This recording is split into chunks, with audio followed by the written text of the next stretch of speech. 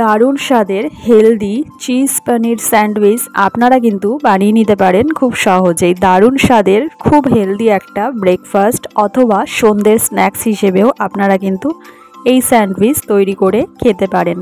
দারুণ স্বাদের, খেতে যতটা সুস্বাদু, বানাতেও কিন্তু খুব সহজ, ঝটপট তৈরি হয়ে যায় এই স্যান্ডউইচটা। চিজ পনির স্যান্ডউইচ বানানোর জন্য আমি এখানে নিয়েছি দুটো সেদ্ধ আলু। আলুটাকে খুব ভালো করে ম্যাশ করে নিয়েছি। আলুর ওপরে দিয়ে দিচ্ছি কুচনো পেঁয়াজ এবং কুচনো ধনেপাতা, দিয়ে দিচ্ছি একটু বিট লবণ, দিয়ে দিচ্ছি একটু পাস্তা অথবা পিৎজা সস, দিয়ে দিচ্ছি একটু টমেটো সস। ভালো করে আলুটাকে সমস্ত উপকরণ দিয়ে খুব ভালো করে মেখে নিচ্ছি। আলুটা খুব ভালো করে এখানে কিন্তু মেখে নিতে হবে। খুব ভালো করে মেখে নিয়ে এরকম ছোট ছোট গোল্লা করে এরকম একটু চ্যাপ্টা করে তৈরি করে নিচ্ছি। এরকমভাবে অবশ্যই কিন্তু আগে থেকে তৈরি করে রাখতে লাগবে। এভাবে আমি সমস্ত আলুটাকে এরকমভাবে তৈরি করে নিচ্ছি। এবার আমি নিয়ে নিচ্ছি এখানটায় ব্রেডটাকে সাইডের অংশগুলোকে কেটে বাদ দিয়ে দিচ্ছি। এখানে আমি সমস্ত ব্রেডগুলোকে এভাবে সাইডের অংশটা কেটে বাদ দিয়ে এরকমভাবে নিয়েছি। এবার ব্রেডের মধ্যে একটা একটা করে ব্রেড নিয়ে আমি এখানটায় কিন্তু পিৎজা সস মাখিয়ে নিচ্ছি। আপনারা চাইলে টমেটো সসও মাখাতে পারেন। এখানে কিন্তু পিৎজা সস আমি মাখিয়ে নিচ্ছি। এবার আমি ওপর থেকে দিয়ে দিচ্ছি সেদ্ধ করে রাখা সেই আলুটা। ভালো করে আমি কিন্তু অবশ্যই আলুটাকে মেখে নিয়েছিলাম। এবার ওপর থেকে দিয়ে দিচ্ছি পিস করা পনির। এবার আমি তার ওপর থেকে দিয়ে দিচ্ছি গ্রেট করা চিজ। তার ওপরে আর একটা ব্রেড দিয়ে ভালো করে একটা স্যান্ডউইচ তৈরি করে নিলাম। একটু চেপে দিচ্ছি ভালো করে। এভাবে আমি সমস্ত স্যান্ডউইচগুলো কিন্তু তৈরি করে নিচ্ছি। সেম একই প্রসেসে আমি আর একটা স্যান্ডউইচ তৈরি করে দেখিয়ে দিচ্ছি। আপনারা কিন্তু চাইলে পিৎজা সসের বদলে টমেটো সসও ব্যবহার করতে পারেন। এটা কিন্তু সম্পূর্ণ অপশনাল, আপনারা যে কোনো সসই ব্যবহার করতে পারেন। এখানে আমি আলুটাকে আবারও খুব ভালো করে দিয়ে ওপর থেকে দিয়ে দিচ্ছি পনিরের স্লাইস। তার উপর থেকে দিয়ে দিচ্ছি গ্রেট করা চিজ। আবারও ব্রেডটাকে চাপা দিয়ে খুব ভালো করে একটু চেপে লাগিয়ে নিচ্ছি যাতে খুলে না যায়।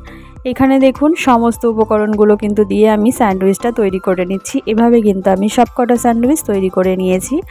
এবার আমি গ্যাসে বসিয়ে দিয়েছি একটা ফ্রাইং প্যান। তার উপরে দিয়ে দিয়েছি একটু বাটারটা দিয়ে বাটারটা গলে গেলেই একটা করে স্যান্ডউইচ এইভাবে দিয়ে উল্টে পাল্টে খুব ভালো করে সেঁকে নিতে হবে। এটা কিন্তু খুব অল্প বাটারেই করতে হবে। আপনারা চাইলে রিফাইন্ড তেলেও করতে পারেন, তবে বাটারে করলে একটু স্বাদটা ভালো আসবে।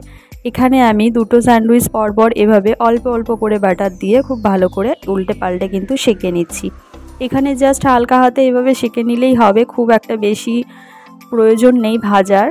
এখানে দেখুন আমার কিন্তু একটা স্যান্ডউইচ তৈরি হয়ে গেছে। এভাবেই কিন্তু উল্টে পাল্টে ভালো করে আমি সমস্ত স্যান্ডউইচগুলোকে সেঁকে নিচ্ছি।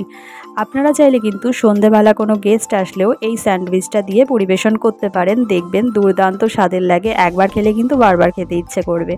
যতটা হেলদি ততটাও কিন্তু টেস্টিও।